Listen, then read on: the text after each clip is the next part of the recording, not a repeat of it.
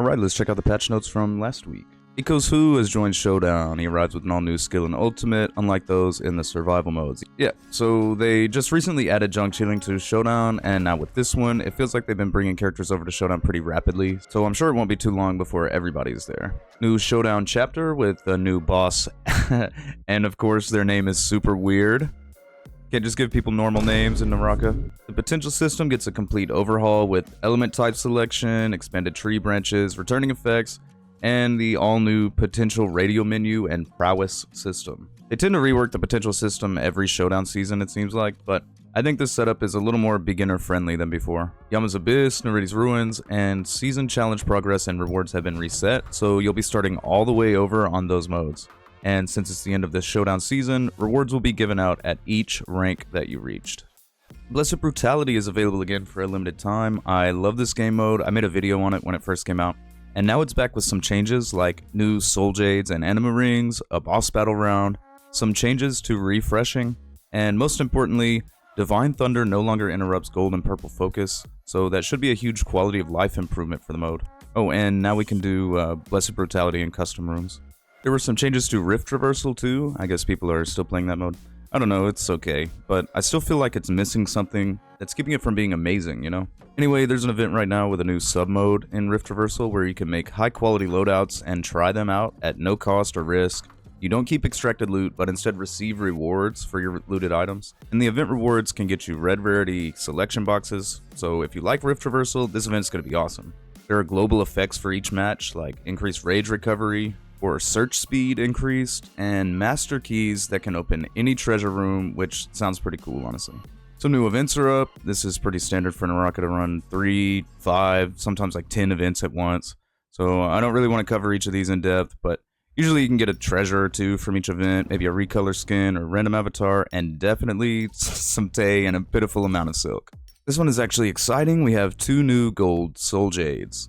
The fan one alters the vertical after quick dash, which sets you up into this position, and using vertical again does a multi-strike blue attack, then vertical one more time unleashes this crazy fan tornado on the enemy. Pretty cool. The other one is Thunder Portal for the pulse sword, and for some reason this one looks so stupid to me. Like, what is this attack, dude? You use vertical after a charge vertical to do this one, and it does like a whole cutscene combo running up the enemy's body, like, and this is so goofy looking. I just don't know about this one. It looks really silly.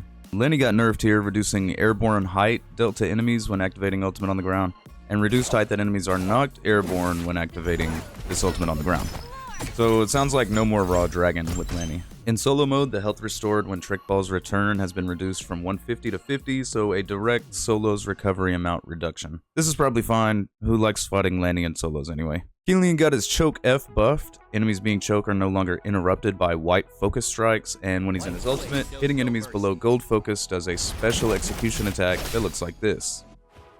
Honestly, pretty badass. Keelan got his ultimate nerfed. They reduced the dash speed of a charge slash, but distance stays the same. So Keelan's charged ultimate attack will be slower than before, and they can now be blocked by parries, but the enemy doesn't get to do a parry punish attack, and Keelan gets a heal to reimburse him for using some HP.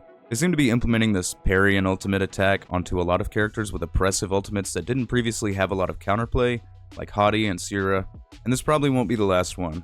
Expect them to add this feature to your favorite character's ultimate for some additional counterplay.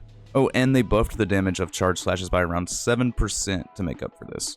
Changes made to both of Keelan's ultimates are: when Chilling Guard triggers while being hit or controlled, a blast will be produced to knock enemies back, and this will really help to stabilize the fight for Keelan when it starts not going his way. And added indicator effects for normal and charge slash releases, so enemies can more clearly tell if he's charged or not. Realm of Yang now displays hero avatars of both participants for easier team composition recognition. Holy shit, it took them so long to implement an amazing feature like this, especially since the many skins in the game have made it increasingly difficult to tell what characters you're fighting against. I mean, just look at the Shadow Clone Jutsu video from like a month ago. There are actually skins now that look almost identical on multiple different characters, so this feature is actually amazing. Gaining Power of Beasts no longer removes Yang depletion, but capturing Sacred Beast Spirit Well resets remaining Yang depletion time for Yang depleted teams.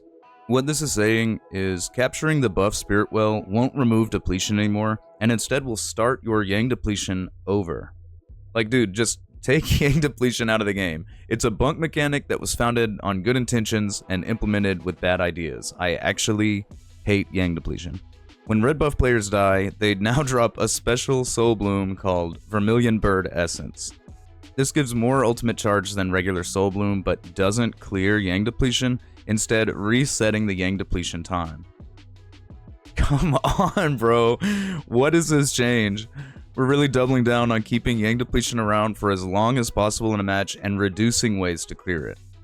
I don't know, I'm not really a fan of these changes, but we'll have to see how they actually play out in our matches. Champion Fight solo match player count reduced from 32 to 16. Why? It was already 16 players and 16 bots. Now what? It'll be 8 players and 8 bots? Or 1 player, 15 bots? Like, dude, the maps are all already pretty big, especially Holoroth and Predoria. 16 players on those maps just for ranked solos is kinda crazy. I think reducing the number of players will likely make for a slower match with less action and more time spent looking for enemies. I just don't think this change is going to be healthy for the game, but at least it will reduce solos queue times, I suppose. Parry punish attacks no longer auto-aim at stage mechanisms or summons. Okay, this is probably great. Like when Faria puts her mech pillar down and you parry her, you won't auto-lock onto the mech pillar instead of Faria, so that's a nice little change. There's a new daily store tab, which is where the old item, gift, and silk shops are now. I think it looks way better this way, and reducing the number of tabs in the shop section gives it a cleaner presentation overall. More Rift Traversal updates, they've added repeating crossbow, and of course some special abilities with it. Nerfed Viper's Silence from 8 seconds to 4 seconds, and increased ultimate damage reduction. More Showdown updates, new effect for Cloud Piercer on bow and musket, slight damage buff for Thunder Counter, new Soul Jade Tempest Kick element, which will go on Akos' Fist Blades, and health increase from Copper Ward reduced from 60% to 40%. Reduce the multipliers of Justina Gu's Ultimate Strike, affected by Ice Blast damage bonus by 30%, and increased those unaffected by 40%. I'm honestly not real sure of the implications of this one, but let's just trust that the Showdown balance team knows what they're doing, right? The new J-Cup skins are Alice in Wonderland themed and all on sale with a discount right now. Honestly, these skins are pretty cool, and it took me a little bit to spot the difference between the different versions of the skins. But the player named ones have the player's signature on them somewhere, so that's pretty cool if you're a fangirl or whatever. And that's about it for this update. Not a lot of major changes, but a bit of new content for Showdown and Rift Traversal, some slight balance changes, and some questionable new mechanics that extend Yang depletion instead of cleansing it. And man, I'm not sure about that Solos player count change, but I don't even play that mode anymore. I haven't been a Solos player for probably over a year. Solo sucks. Learn trios, or just E-date in duos. Go play Breath of Brutality. Literally anything except solos. That mode is buns. Anyway, hope you enjoyed this video. Have a great rest of your day, and I'll see you all in the next one.